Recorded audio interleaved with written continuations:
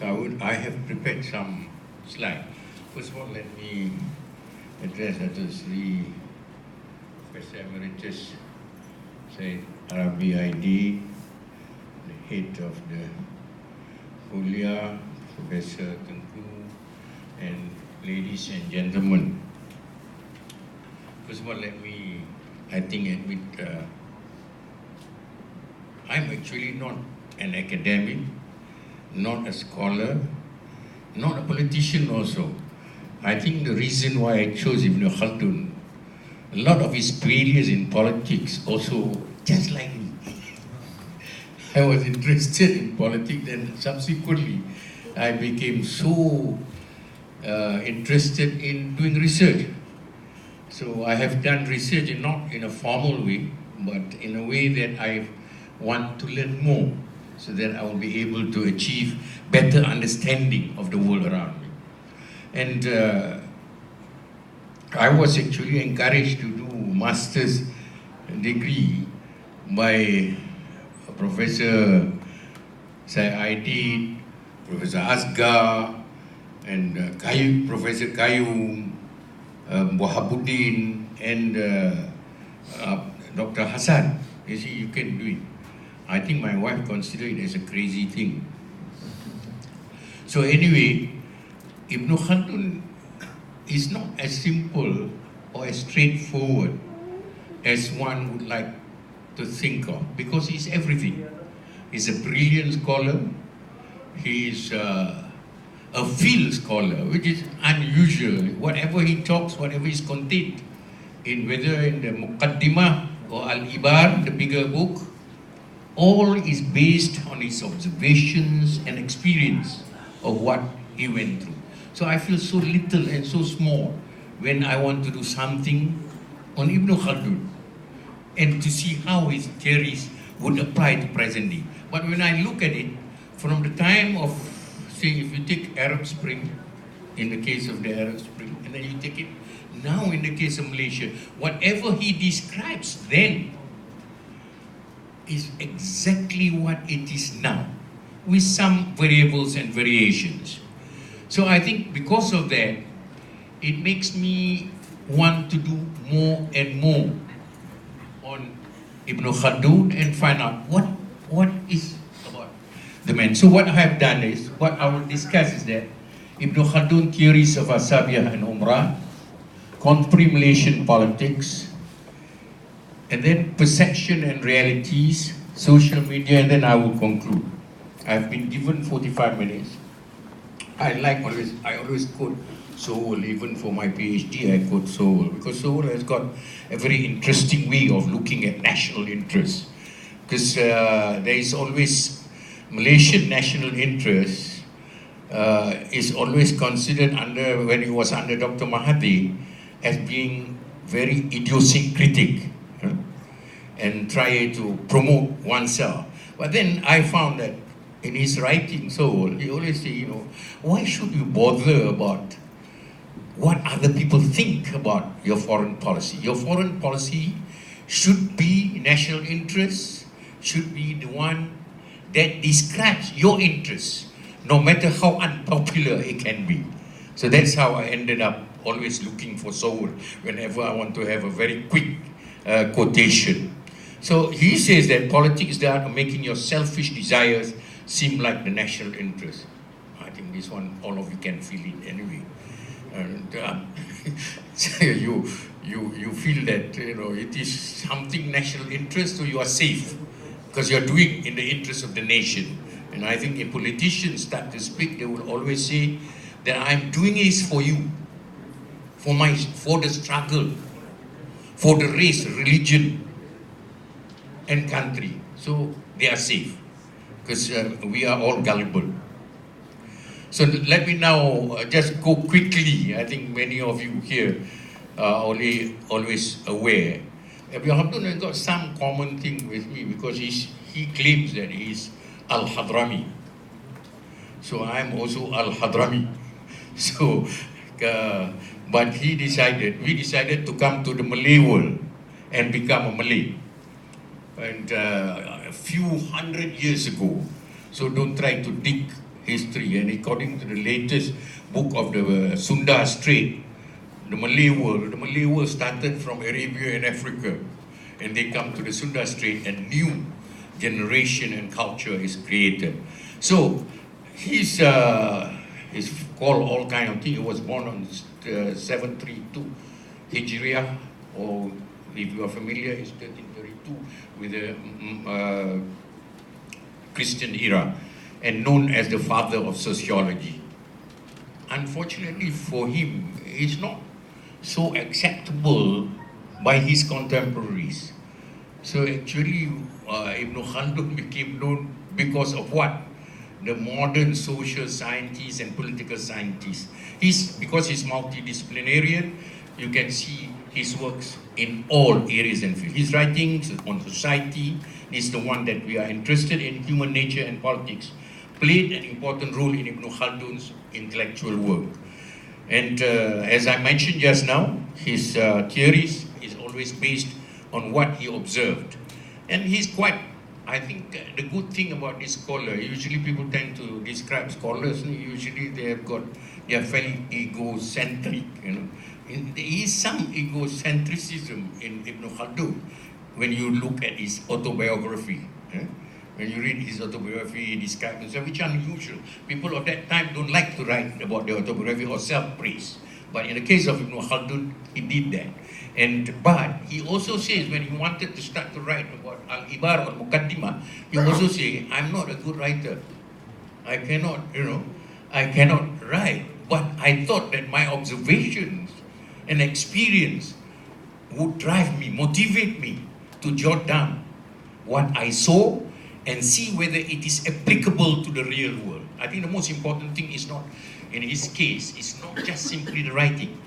It's whether it is applicable to the real world. So that's what he did. So his theories, example, his experience of North African Andalusian politics. His family, as you know, when the Muslim conquered Andalusia, then they moved to Spain, in Seville, and then subsequently in other areas.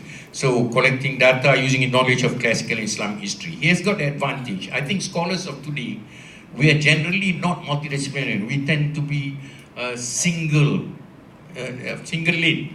In the case of, I think the classical Muslim writers, they memorize the Quran, they learn logic, they learn mathematics, they learn science, they learn all kinds of things before they start writing. So it's a different field. And he even is an expert on Greek. So that's what Ibn Khaldun. I'm sorry I'm going around this way, but I think that's how you will encourage me in order to go into the contemporary politics. So Ibn Khaldun gained from Muqaddimah expounding the philosophy of history and the theory of rise and fall of civilization. As you know, the theory of rise and fall of civilization, there are many cyclical theories. I think there are cyclical theory by other scholars, modern as well as the classical scholars. If you look at the Greek scholars, like Aristotle, for example, Aristotle always talk about but he says the cyclical theory, but he says that the cyclical theory allows for instability. So I think exactly what Ibn Khaldun punya two things is that the West always look at the cyclical, not cyclical. When they look at the things, they say linear. They use linear theory, while Ibn Khaldun used cyclical. And on top of it, he also add in generational time. I was wondering when I was doing my research, why he uses 120 years as the end period of a civilization, except for the Ottoman Empire. Ottoman Empire is a different thing. It lasted for over 600 years. But in the case of Ibn Khaldun, it gets 120 years. But if you look at all the empires before, or dynasty, it lasted from 80 to 100, 98, different period. The shortest is 64, 32. So he combines all these things, and in order to say, it doesn't last that long. And so he placed that 4 generations. 4 generations, I think, in the case of our contemporary politics, is if you look at UMNO, say for example, contribute Malaysian politics, we have the different Malaysian politics is shorter than what in 61 years of UMNO, then we are finished. But even if you add that our consciousness to politics started in the 20s and 30s, it still does not reach the generation because we became independent and our fight for independence started from that way. So you look at that theory of Razam Campo, you can refer to Campo 2009 334. Mukaddimah introduction to his Kitab Al-Ibar. But the introduction, this is again unusual. He has, if you see our writing, we always have introduction. That's our style. We always have Mukaddimah to start with. But this Mukaddimah is 1,000 over pages of Mukaddimah. Is not a usual Mukaddimah. And Al-Ibar, for those who understand Malay and the influence of the Arabic language, this actually is said that Kitab Al-Ibar is a book of history, but actually it's a book of lessons also, if you translate. Ibar is, we use Ibarat. Yeah? Ibarat, that means the examples that you can take from this. So Umran, Asabiyyah, he introduces a method of analyzing history, society, human nature, and politics. And this is, I think, if you look at one thesis is on comparative religion and on Ibn Khaldun application. Because Ibn Khaldun did a religious comparison of religion, which is very good. If you read it, history of Arab, Berbers and Turks, that is contained in the Kitab Al-Ibar and into the Mukaddimah. Mukaddimahnya, I think what become very good, as Len Goodman mentioned, he mentioned about the importance of causes and nature of events. Information core relied on must be correct. He started to want to write because he feels that the historian before him are not good, are not correct. This is his critical thinking. He said they are not good and correct, so he wants to do a critical, because he believes that history is a record of events, causes, of things happening in society and human nature. So it must be correct, must not be written based on the fancy of the writer, but it must be correct. And correct here, he also says it must be verified. If it is simply, you see there are a million people, like one he quoted a situation where there are a million people. At that time, there's not so many people about. So he says that writing of history is not correct. History must be reasonable and logical. So sources must be verifiable to distinguish between what is right and what is wrong information. So I think here in this case, Len Goodman described that he's a person that has got clarity, realism, and critical thinking. If you look at his theory of education also, I think if Malaysian politician or statesman or whether civil servants or not, if all of us use Ibn Khaldun as our book of reference, then none of the non-corruption, not doing the right thing will happen. Because he is quite an interesting person. At that time, he says that if you want to be in politics or to be a leader, you must not be involved in business. He said, in order for the country to be stable and secure, you must have a reliable judiciary. Judiciary must be, and you must practice in order for the government to be good, you must practice justice, irrespective of religion, race, ethnicity. So all these things are good for us to think about. So I think Mukaddimah, because of that, Mukaddimah I consider as useful not only for his period, but in the context of our contemporary life. So this is some of the things. Bahasa, and then I will start to speak in Malay. The problem with the Arabic language, I am not an Arabic speaker, nor can I, but the problem with the Arabic language or Arabic culture, a lot of the things that they put is based on, Arabic language is full of metaphors. In Malay we say kias.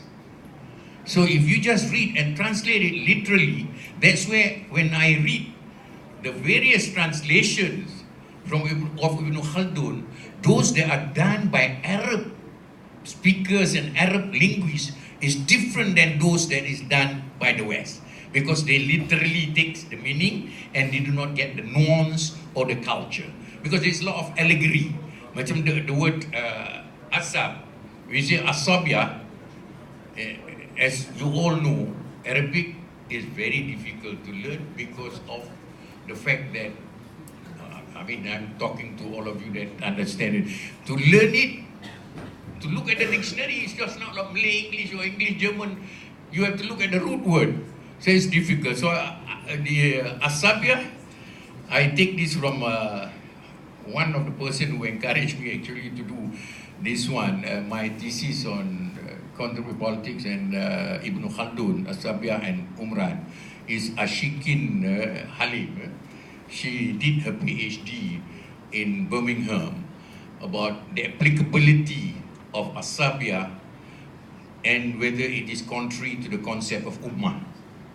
Because in the Quran it says, Innamal mu'minuna ikhwatun.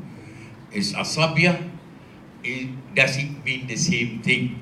And some, if you look at Abu Dawud hadith, it says that Asabiyyah is not acceptable because based on what the Prophet says, sallallahu alaihi wasallam, say, 1, 2 is not acceptable. But there is a third situation where the Prophet was asked again. He said, it is unacceptable if it is for an unjust cause.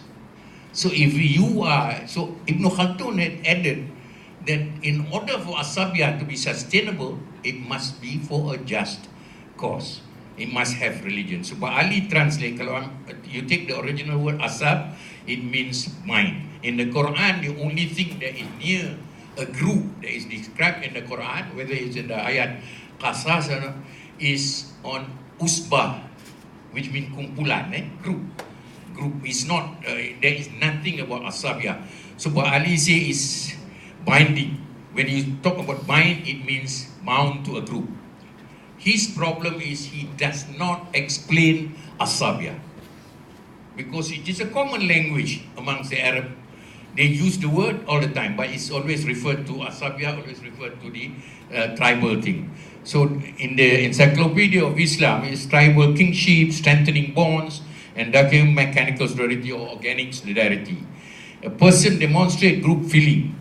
This one, it depends on who you take the translation of Asabiyyah. Asabiyyah, some people, Rosantal, I use Rosantal, 1958, the first edition. Then there is Dawood, Rosantal, edited by Dawood. There is 1967. And there are a later one also about the book. So a person demonstrates group feeling when he feels angry and compelled to act in defense of his group, whether for a right cause or not. So you can use it as esprit de corps, you can use as esprit de clan, whatever you want. So it is, the theory of Asabiyyah is on the theory of group consciousness, or is Germany's sin, national état d'idée, corporate spirit, feeling of solidarity, group solidarity, group will, communal spirit, social cohesion. I prefer for us to take social cohesion or social solidarity. You feel the sense of commonness amongst you. When you feel the sense of commonness, then you work together, you have got a common interest, then there is Asabiyyah. But Asabiyyah has got two elements. In Malaysia, usually when you talk to Asabiyyah, whether it is amongst politician or traditional ulama, it is not acceptable. Generally, if I was reading Makno Nuti and Professor Kamal Hassan, they say Asabiyyah definitely is against the teaching of Islam. But I have taken it from two perspectives. One is that there is a positive Asabiyyah, the other one is a negative Asabiyyah. The positive Asabiyyah is something akin to the Ummah. You work together. In fact, there is Asabiyyah when Islam first was propagated and Islam was spread. Then Asabiyyah is in the form of religion. Religion united them and give them the spirit and to struggle for a common cause. So that is what I think we should take. The other one, the negative Asabiyyah, which is contrary to the Islamic teaching. And remember that Asabiyyah is actually is human nature. If you are in the university, I do not know, because your university is multi-international, very cosmopolitan, there is a tendency of people of a certain group, they tend to go to their group. They will mix with their group. In our university now, if we do that, in our context of our local university, we are talking about polarization.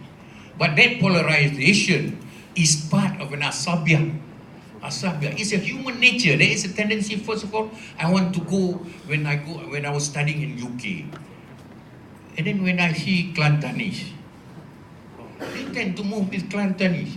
When I move with them, then they start to speak Kelantan, then I feel I'm a stranger. So I mean, this type of, it's easier if you bring it down to earth. What really Asabiyyah? So there is, since it's human nature, we should not object it. So there is a commonality of objective, a collective will. We will get into problem when we start to look at the personality of Asabiyyah as individual personality. It has to be a collective personality to cooperate for a certain specific objective. You remember the Malays before the war was very parochial and have got what we call state feeling. They are the subject of the ruler. There is no national perspective. So they are not able to fight for a common cause. But when they unite themselves, that I consider Asabiyyah, even though you do not, a lot of us don't want to consider it Asabiyyah because traditional ulama say they against the teaching of Islam. So Malay society struggle against colonial rule and for independent use race, religion and nationalism. RACED, there I have my spelling mistake in my when I die. So I think it's great group feeling and solidarity. So now I will move to key features of Asabiyyah. You see, you must remember you don't form Asabiyyah or grouping just for the sake of forming grouping. Asabiyyah is a process. You form Asabiyyah in order for you to conquer something or to get something in return. Because as a group, you are strong. So you take Asabiyyah, then from Asabiyyah you develop into community or society. From community and society, you develop into a state. You want power and authority. That is the mulk. You do not form yourself into just simply pure Asabiyyah just for the sake. Because living, say for example, if you take living in the deserts, it's a hard life. They have to get together to protect themselves, for security, to make sure that they are safe. So they do that. But it is ultimately, some people say Asabiyyah is only for primitive culture, or it is only for tribal, Bedouin culture. But I look at it from Chedadi interpretation of it. You must look at it from a typology of rural and urban.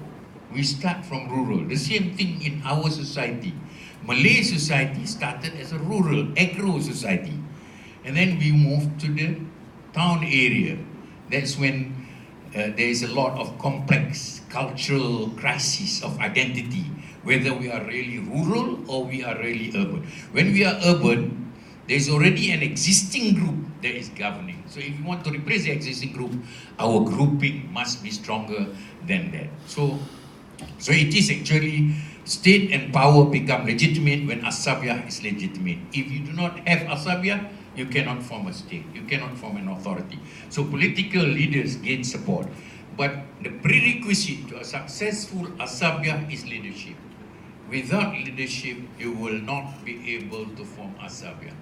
Because there must be somebody that has got overhanging power to guide them together. Otherwise, like at present, I go a little bit of the present. At present in Malaysia, there are so many Asabiyyah.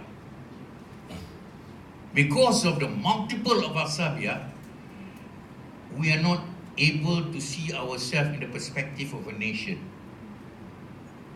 So we have divided ourselves into two. So I think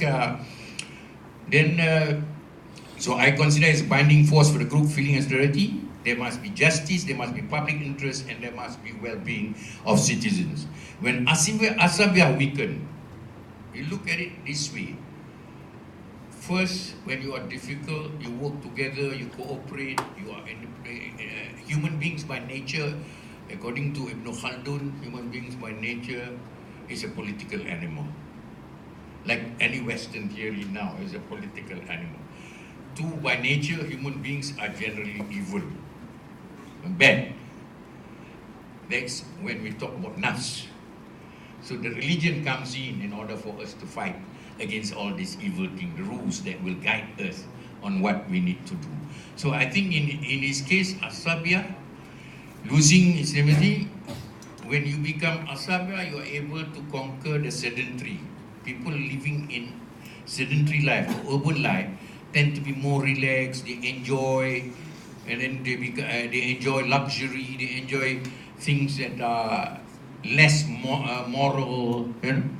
And I think there is a judge, federal court judge, chief justice before, or Lord President before, that say that he tends to believe people in the rural areas evidence than the evidence given by a town person, because town person is supposed to be, you know, our culture is different. We tend to be very individualistic. We want to get, and we tend to be selfish. There's a lot of self-interest. Whether it is right or not, I think there are some studies that show it is true about human nature. So, when you become from rural, you become urban, and you get power.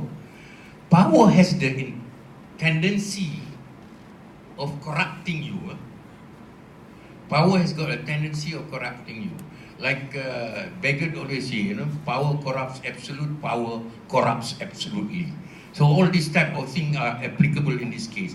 So when you start to loosen, you are no longer thinking yourself as one group, then your Asabiyyah will start to disintegrate. And when political leaders abandon the purpose of the formation of the Asabiyyah and formation of the state and exercise power in order to satisfy the leader, then you start to see what happened.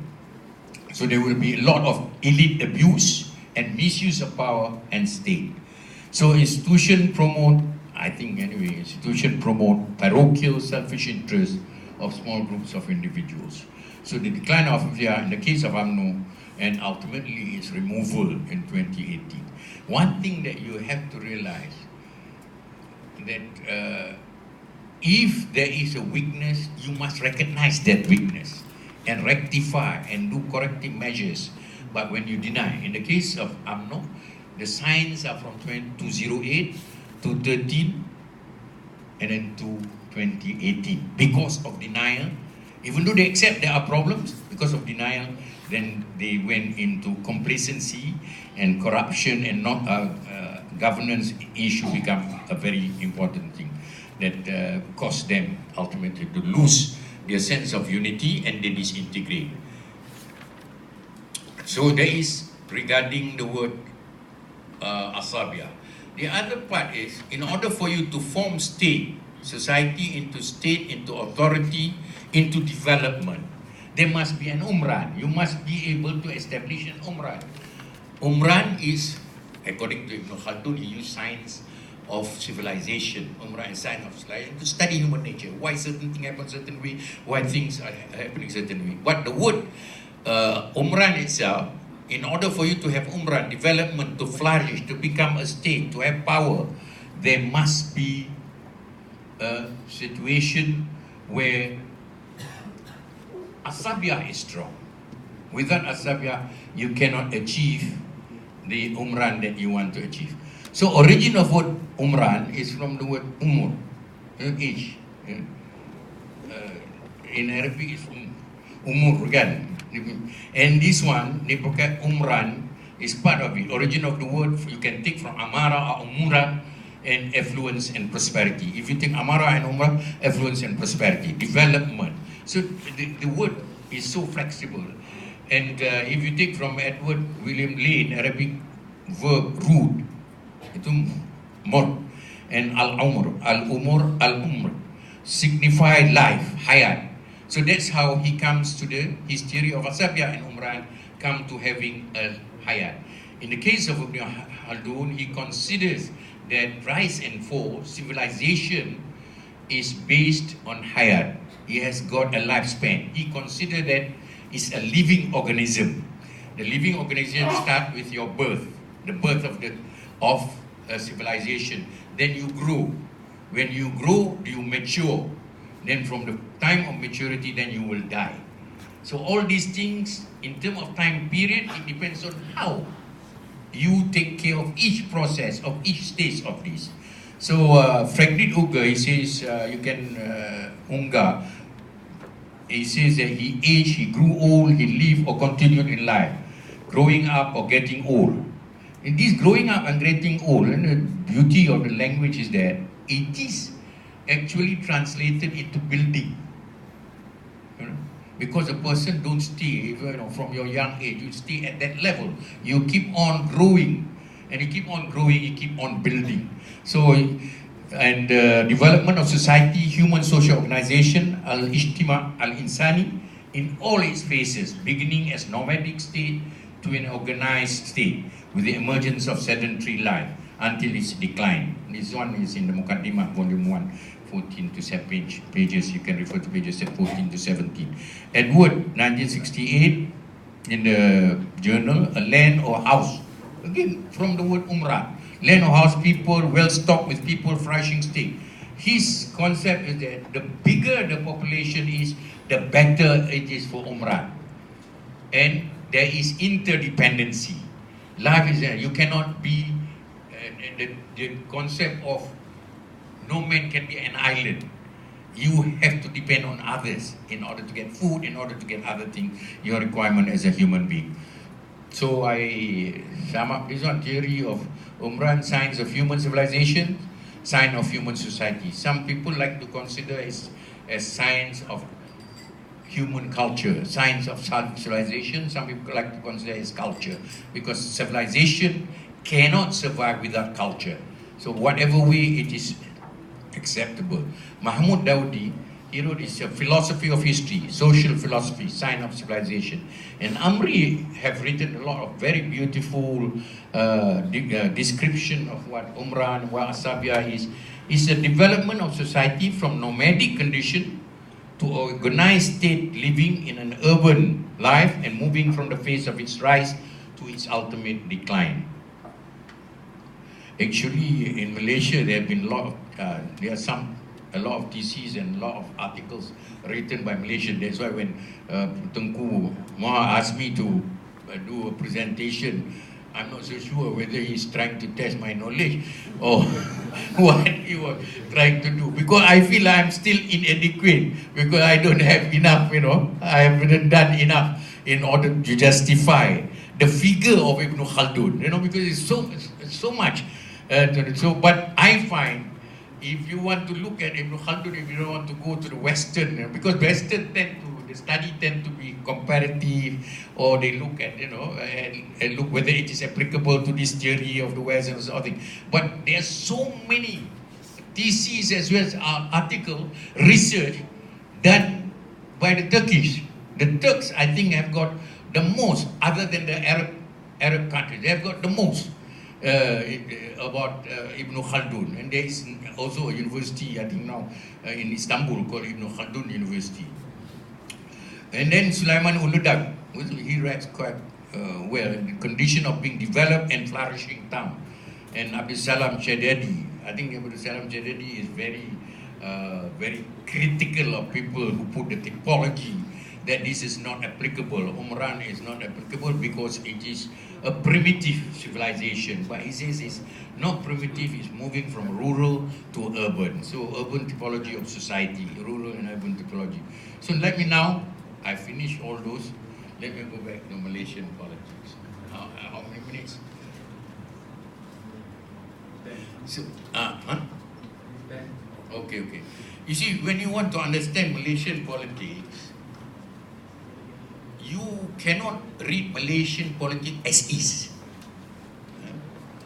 You have to get Malaysian politics from the perspective of its history. Malaysia has never been a federation. It's a single Malay state, but nationalism drove us to to form into a federation. And the British, when they came to Malaysia, as usual, they say they want to trade. To trade, you must have, Ibn Khaldun soft power. If you look at Ibn Khaldun soft power, trade is a very important element. Soft power of forming a state. You must have trade, you must have security. So we don't have that security at that time. We invited the British. We didn't invite them to colonize us. We invited them to become our protectorate. Protector. So we were protectorate state. Not, so when we talk about achieving independence, actually we didn't achieve independence, we were released. We were free from being in a state of protection to a state of independence. Because the British are there. This is then, and the British, as usual, wherever they go, they use coercion, hard diplomacy, coercion. They use persuasive diplomacy, and they will always tackle the elites and the aristocrats of society. So that happened. Then they find that the Malays were not interested to be subservient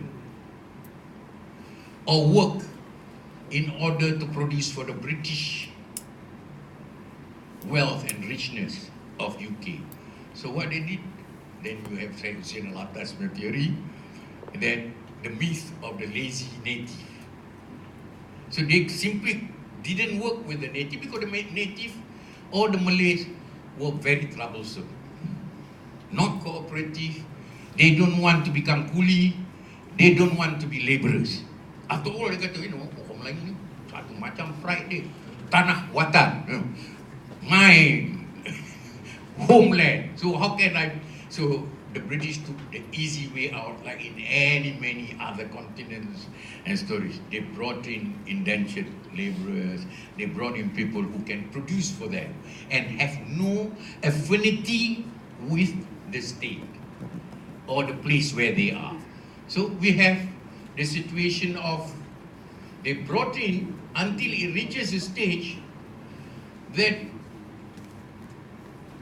the Malays, who's supposed to be the indigenous, became a minority.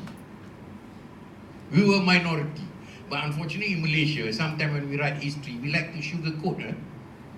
We sugarcoat. Everybody fight together to achieve independence. Nonsense. We do not have a single nationalist, Malaysian nationalist. That's the contemporary politics of Malaysia. They have, at that time, the British also make sure that we live in our own silos. The Malays rural, and then they brought the Indian in the estate, they brought the Chinese in the tin mines, and they brought it in the town areas. So that ultimately, so we were all separate. Then the British had the idea after the Second World War. Oh, it works very well. It produced a lot of income to us. So they wanted to form Malayan Union. One Malayan identity, which is good in terms of nation concept, which is good. But they have got their own political agenda of deceit. Why I say that? Because when they were discussing and trying to, this is based on colonial records. Now that the records are available, it's no longer. What they did was, when they formed the the Malayan Union, they only discussed with the Chinese and the Indian. The Malays were out of that discussion because they think that, and then they sent Harold McMichael subsequently, Sir Harold McMichael, who was the Commissioner of Palestine, in Palestine, the British Commissioner in Palestine, to the Sultan. You better sign. The Sultan, if you don't sign, this is from record and not my words. If you don't sign, then we'll replace you with another ruler. We'll substitute with a ruler, because during the Japanese occupation, you were well treated by the Japanese. You cooperated with the Japanese. So they use, according to Rusdi, IIUM professor, they kata the British got them to sign by way of deceit and coercion. That's based on his thesis as well. It's in his thesis. So I think that's how it started. So they discussed, the Malays were totally ignored when they want to form. And they decided the Malayan Union should include Penang, should include Malacca, but they decided to give themselves Singapore. They took out Singapore from the whole thing and Singapore to become a separate colony. But one thing that the British forgot is that they said the Malays have always been very complacent, obedient, never rebellious, never radical. They were shocked with the Malayan Union. Malays started to organize themselves. Under Dato' On, then Dato' On, you have Tengku Abdul Rahman, Toraza, and the whole gang of them. And I think I remember my father was at that time working with UMNO when UMNO was formed. He was one of the early workers of UMNO. He was one of the officials, employed by UMNO in order to brand UMNO. So he went round all over. Bagus ni, mas, So the Malays then rebel against it. That's the first, it's considered as the first Malay nationalism. And this UMNO mostly are elites and aristocrats. And Malay, according to Fauzi's thesis, the Malays generally have got a sense of complacency and obedience to their, in the Malay language we say, the upper class. We tend to have that, whether we like it or not, that is our nature. So you will not see in the history of our history any rebellion. You do not see rebellion. You see we are only proud of Hang Tuah or Hang Jebat. Hang Tuah and Jebat are all very personalized. It's not a national type of thing there where it provokes a feeling of a struggle. What is the struggle?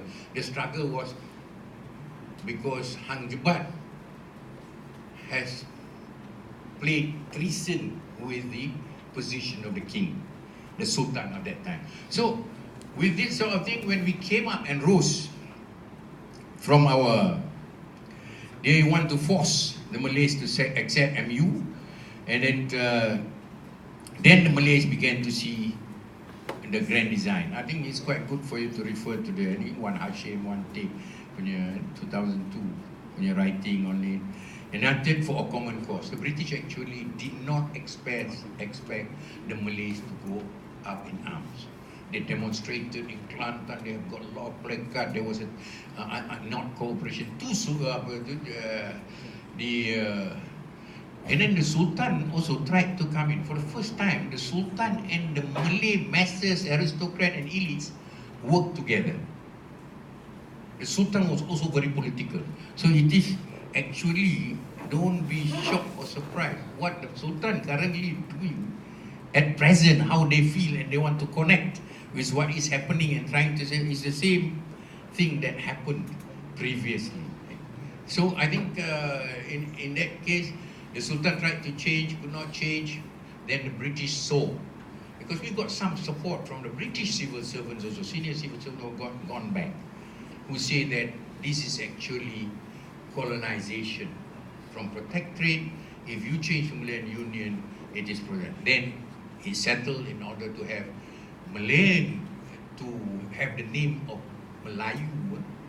So they agreed to the Federation of Malaya Agreement 1948, withdrew the Malayan Union thing, and then they encouraged for us to become independent. They encouraged the Kumpulan Muda, Parti Kebangsaan, did not want independence so early. Not because they are pro-British, but because they want to negotiate the independence so that it will not create subsequent problems in the future. But the elite and masses together bulldoze the thing without reference to the masses. There is no reference to the masses. They work with the British because the British fair, like Littleton, the secretary, you say you want independent, we can give you independent if you can agree to give the non-Malays citizenship. And there is an English writer who wrote a book, Not Linger, in 19-something. Not Linger say what the non-Malays got in this country. I'm talking here purely as an academic study, nothing to do with political. He says that the non-Malays could not dream that in any other country in South Asia.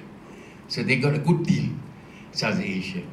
And then there is another writer, British writer, that say that this was done without them having to prove their loyalty or association with the country. So we gave them citizenship, and I think there are no negotiations at the British with stronger. That is the background. I think I better go straight to the election.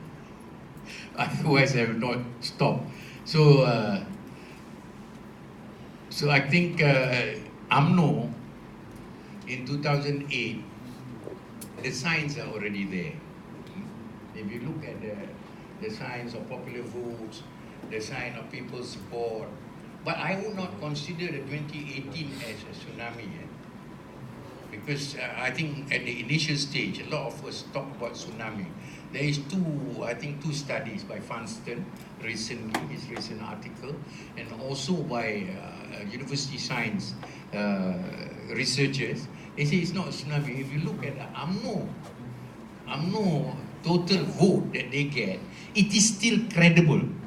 Because the only thing there is, you see, we establish our country based on fear, based on not on unity. The Chinese have got their own Asabiyyah, the Malay have got their own Asabiyyah, the Indian have got their own Asabiyyah, and this was not, it does not converge. That's why the country is facing what it is facing. It is still not converged. The Chinese, the non-Malays, the non-Malays feel disillusioned, disappointed because they are marginalized. They feel they are marginalized. From the start, they are mistreated. So the Malays feel that they are marginalized. So you have got the two situations where both big communities feel they are marginalized. So this is where the role of the leaders at present, the only party, I think, Malay party, at present they are more in Pakatan Harapan. This is again creates fear. In the Pakatan Harapan, there are more non-Malays member of parliament than Malay in Pakatan. Because you have got 13 of Bersatu, now about 16 of Bersatu, and you have the PKR, which is not a Malay party, but it started as a Malay party in 1999.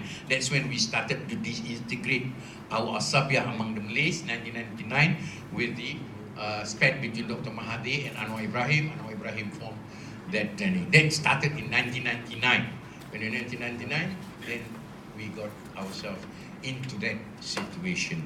And I think if you look at the result, now, UMNO still its structure remains intact. The Bersatu is trying to establish a structure. PKR has got a structure, but DAP has got a structure. From that moment onward, from 1999, 2004, after they were disappointed with Patla, 2009 and 2008 onwards, we lost totally UMNO's leadership and dominion because they no longer trust Malay leadership. So, if you look at the election result, over 90% of the Chinese votes, I think I'm speaking in front of an expert on poll. You see, even the poll also go wrong. But I thought Datuk Syed Arabi punya poll was nearly correct, but he didn't want to say it. But I met him when they were doing the poll. Actually, with me, they said that there is a possibility not only of harm, a possibility of UMNO losing power in the discussion when they were doing that. But in the conclusion, they didn't say that. The conclusion, because there is gerrymandering, there are all kinds of things. There is all kinds of money being given because money is king to someone. So they thought that it can win, it will be able to pull through even with a slight majority. Even the Merdeka poll that is supposed to be the expert on it also made a mistake on it. So ladies and gentlemen, I think our country politics is at present not a pretty one. It is based on conflict fault lines of ethnicity, religion, and politics. We must find a ground to converge. You cannot turn back history and hope the situation of history will be able to be reinstated. We have to move forward. We have to move forward. Each one of us cannot deny history. We must accept history and understand history of Malaysia, then we can move forward. But if everyone start to have their own history, write their own history, what they think, not what Ibn Khaldun said. History must be variable, it must be facts, it must be correct, it must be the truth. So ladies and gentlemen, that's our situation, and I hope I have given enough coverage in order for you to get some appreciation of contemporary politics and the application of Asabiyyah and Umran. Thank you very much.